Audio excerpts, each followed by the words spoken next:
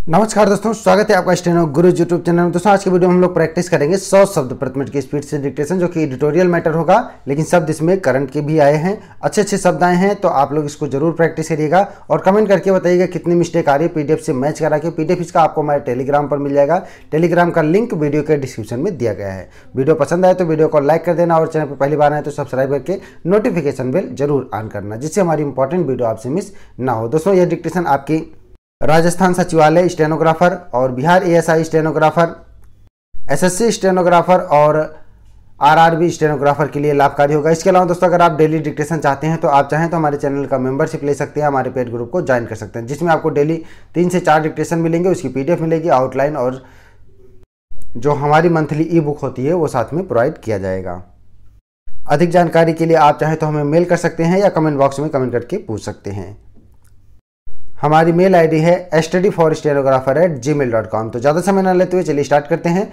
आपने अगर हमारे टेलीग्राम चैनल को ज्वाइन नहीं किया है तो प्लीज़ ये फ्री वाला चैनल है, जहाँ पे ज्वाइन कर लीजिए, कोई चार्ज नहीं है। यहाँ पे सभी पीडीएफ आपको बिल्कुल फ्री में मिलते हैं। बस आपको गूगल प्ले स्टोर से टेलीग्राम इंस्टॉल करना है, उसके बाद उसको ओपन करके उसमें स्टेनो गुरुजी सर्च करना है, सीधा आप हमारे ग्रुप से जुड़ जाएंगे। तो चलिए स्टार्ट करते हैं। 5 सेकेंड, स्टार्ट। कोरोना की दूसरी लहर में भारत में संक्रमण जिस तेजी से फैल रहा है वह और बड़े की खतरे की घंटी है। एक दिन में 1 लाख से ज़्यादा नए मामलों का सामने आना बता रहा है कि हालात बेकाबू हो चुके हैं। 1 लाख से ज़्यादा का आंकड़ा वह सरकारी आंकड़ा है जो जांच के बाद आया है। यह भी संभव है कि बड़ी संख्या में लोगों की जांच ही नहीं हुई हो या लोगों ने ही नहीं करवाई और वे संक्रमण से ग्रस्त हों। इसलिए यह आंकड़ा 1.25 लाख रोजाना भी हो तो हैरत नहीं होगी। हकीकत यह है कि हम फिर से महामारी की चपेट में आ गए हैं और हालात अब ज़्यादा गंभीर हैं। देश में महामारी दस्तक के बाद पहली बार ऐसा हुआ जब एक दिन में नए मामलों का आंकड़ा 1 लाख से ऊपर निकल गया। दुनिया के लिहाज से भी देखें तो सबसे ज़्यादा हालत अब हमारी ख़राब है। भारत दुनिया में पहला देश हो गया है जहां संक्रमण के नए मामले मिलने की रफ्तार सबसे ज़्यादा है। अभी तक पहले नंबर पर अमेरिका और दूसरे पर ब्राज़ील था। कुछ दिन पहले तक देश के 8 राज्यों में ही हालात गंभीर होने की बात थी, लेकिन अब यह संख्या बढ़कर 15 हो गई है। चिंता की बात ज़्यादा इसलिए है कि नए मामले तब बढ़ रहे हैं जब देश में टीकाकरण का अभियान जोरों पर चल रहा है और एक दिन में 35 लाख लोगों का टीका लगाने की उपलब्धि हासिल की जा चुकी है। फिर भी अगर संक्रमण बढ़ रहा है तो इसके पीछे कहीं ना कहीं हमारी लापरवाही बड़ी वजह है और महामारी से जंग में यही सबसे बड़ी बाधा बन गई है। इसका सबसे बड़ा कारण तो यही है कि महामारी को लेकर लोगों के भीतर डर खत्म हो गया है। इसलिए लोग मास्क पहनने, सुरक्षित दूरी और बार बार हाथ धोने जैसे बचाव संबंधी उपायों का पालन भी नहीं कर रहे। बाजारों में पहले की तरह भीड़ उमड़ रही है। देश भर में कमोवेश यही स्थिति है। देश की 70% आबादी में एंटीबॉडी विकसित नहीं हुई है। इसलिए भीड़ के जरिए संक्रमण फैलने का खतरा और बढ़ गया है। चुनावी राज्यों पश्चिम बंगाल, असम, तमिलनाडु और केरल, पांडिचेरी के हालात भी नींद उड़ा देने वाले हैं। चुनावी रैलियों और सभाओं में राजनीतिक दल और आमजन जिस तरह से नियमों की धज्जियां उड़ा रहे हैं वह बड़े संकट को न्योता देना है। पश्चिम बंगाल डॉक्टर्स फोरम ने तो चुनाव आयोग और राज्य के मुख्य सचिव को पत्र लिखकर चेताया भी है कि अगर जल्दी ही कोरोना से बचाव के लिए समुचित प्रबंध नहीं किए गए तो हालात विस्फोटक हो सकते हैं। 1 मार्च से 1 अप्रैल के बीच संक्रमण के नए मामलों में पश्चिम बंगाल में 645% और तमिलनाडु में 494% का इजाफा हुआ है। पश्चिम बंगाल और तमिलनाडु में टीकाकरण की दर में 27 और असम में 41% की गिरावट आई है। न राजनीतिक दलों को चिंता है न सभाओं रैलियों में पहुंचने वालों को। प्रधानमंत्री बार बार बचाव संबंधी नियमों का सख्ती से पालन करने पर जोर दे रहे हैं। संक्रमण रोकने के लिए 5 सूत्रीय रणनीति यानी जांच, संक्रमितों के संपर्कों का पता लगाने, इलाज, बचाव और टीकाकरण पर जोर दे रहे हैं।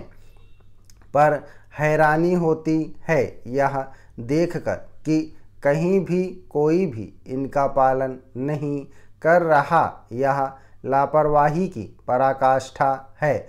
जब हम ही संक्रमण से बचाव की कोशिशों पर पलीता पाएंगे तो कैसे कोरोना को हराएंगे। पिछले कई दिनों से चल रहे विवाद के बाद महाराष्ट्र के गृह मंत्री अनिल देशमुख ने आखिर अपने पद से इस्तीफा दे दिया है। हालांकि होना यह चाहिए था कि जिस तरह के आरोप सामने आए थे उसकी गंभीरता को देखते हुए उन्हें पहले ही खुद को कसौटी पर रख देना चाहिए था। राजनीति में आदर्श और नैतिकता के मद्देनज़र यह वक्त का तकाजा भी था, लेकिन उन्होंने तब तक शायद मामले के टल जाने का इंतज़ार किया जब तक बॉम्बे हाई कोर्ट ने पूर्व पुलिस आयुक्त परमवीर सिंह की याचिका की सुनवाई करते हुए आरोपों पर सीबीआई जांच का आदेश नहीं दे दिया। इससे पहले ऐसे आरोप सामने आ रहे थे कि गृह मंत्री जांच में दखल दे रहे हैं और इसके अलावा अदालत ने भी यह टिप्पणी की कि अनिल देशमुख गृह मंत्री हैं और इसलिए पुलिस निष्पक्ष जांच नहीं कर सकती है।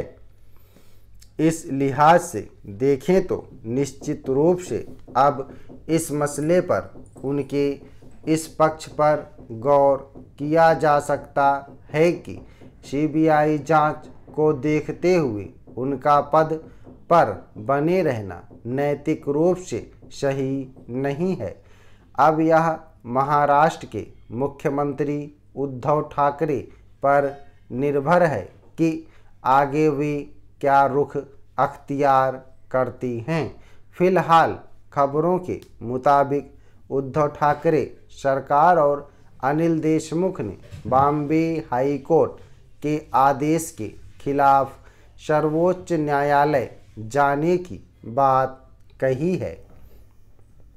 गौरतलब है कि मुंबई के पूर्व पुलिस आयुक्त परमवीर सिंह ने महाराष्ट्र के गृह मंत्री अनिल देशमुख के खिलाफ जब भ्रष्टाचार के गंभीर आरोप लगाए थे तभी से यह माना जा रहा था कि इस मामले पर राज्य की राजनीति में भी उथल पुथल तय है। स्वाभाविक ही वहाँ एक राजनीतिक विपक्ष के रूप में भाजपा ने इस मामले पर तीखा सवाल उठाया और मुद्दे के सभी पहलुओं की जांच और दोषी पाए जाने पर कार्रवाई की मांग की। यूं राजनीति की दुनिया में आरोप प्रत्यारोपों पर खींचतान चलती रहती है और शायद ही कोई दल अपने विपक्ष की बातों को बहुत गंभीरता से लेता है, लेकिन उच्च स्तर के पद पर रह चुके पुलिस अधिकारी के तबादले के बाद उनकी ओर से लगाया गया यह आरोप बेहद गंभीर है कि राज्य के गृह मंत्री ने उच्च पुलिस अधिकारी को हर महीने कथित तौर पर 100 करोड़ रुपए की उगाही का लक्ष्य दिया था। यूँ फिलहाल राष्ट्रवादी कांग्रेस पार्टी की ओर से यही कहा जा रहा है कि इन आरोपों में तथ्य नहीं है, लेकिन अब मामला जहां तक पहुंच गया लगता है कि वहां यह सब सीबीआई जांच के बाद ही साफ हो पाएगा। दरअसल मुंबई में जब उद्योगपति मुकेश अंबानी के घर के पास विस्फोटक मिलने के मामले में वहां एक पुलिस अधिकारी की गिरफ्तारी हुई थी, तभी से यह लग रहा था कि सबसे सुरक्षित माने जाने वाले इलाके में कानून व्यवस्था का यह मसला तूल पकड़ सकता है, खास तौर पर पूर्व पुलिस आयुक्त के पत्र के बाद अनिल देशमुख के राजनीतिक भविष्य को आशंकाएं खड़ी गई थी। महाराष्ट्र की राजनीति में अनिल देशमुख कुछ वैसे नेताओं के बीच अपनी जगह बनाने में कामयाब रहे जो एक छोटे अंतराल से छोड़कर वहां की सरकार में खासी पैठ रखती हैं। स्टाफ ओके दोस्तों, आप लोग इसको प्रैक्टिस करिएगा। सभी लोग मैटर को प्रैक्टिस करेंगे और ट्रांसक्राइब करेंगे, पीडीएफ से चेक करके बताएंगे कितनी मिस्टेक आ रही है इसमें। 100 शब्द प्रति मिनट की स्पीड से है। उम्मीद करता हूं दोस्तों वीडियो आपको पसंद आया होगा, तो वीडियो को लाइक कर देना और अपने दोस्तों के साथ भी शेयर करिएगा ताकि वो भी इसका लाभ ले सकें, और चैनल को सब्सक्राइब करना मत भूलिएगा जिससे आपको डेली एजुकेशन और उसका पीडीएफ मिल सके। पीडीएफ दोस्तों आपको हमारे टेलीग्राम पर मिल जाएगा। टेलीग्राम का लिंक वीडियो के डिस्क्रिप्शन में दिया गया है। अगर आप हमारे टेलीग्राम से नहीं जुड़े हैं तो आप टेलीग्राम गूगल प्ले स्टोर से इंस्टॉल करके उसमें स्टेनो गुरुजी सर्च करेंगे तो भी आप हमारे टेलीग्राम ग्रुप से जुड़ जाएंगे और वहाँ से पीडीएफ डाउनलोड कर पाएंगे। अगर इस ई बुक का दोस्तों अगर आपको पूरा पीडीएफ चाहिए तो वीडियो के डिस्क्रिप्शन में लिंक दिया गया है। और दोस्तों अगर आप डेली एजुकेशन चाहते हैं तो आप चाहें तो हमारे चैनल का मेंबरशिप ले सकते हैं या हमारे पेड ग्रुप को ज्वाइन कर सकते हैं। अधिक जानकारी के लिए आप हमें मेल कर सकते हैं। हमारी मेल आईडी है studyforstenographer@gmail.com। तो वीडियो को पूरा देखने के लिए धन्यवाद। Thanks for watching. जय हिंद, जय भारत।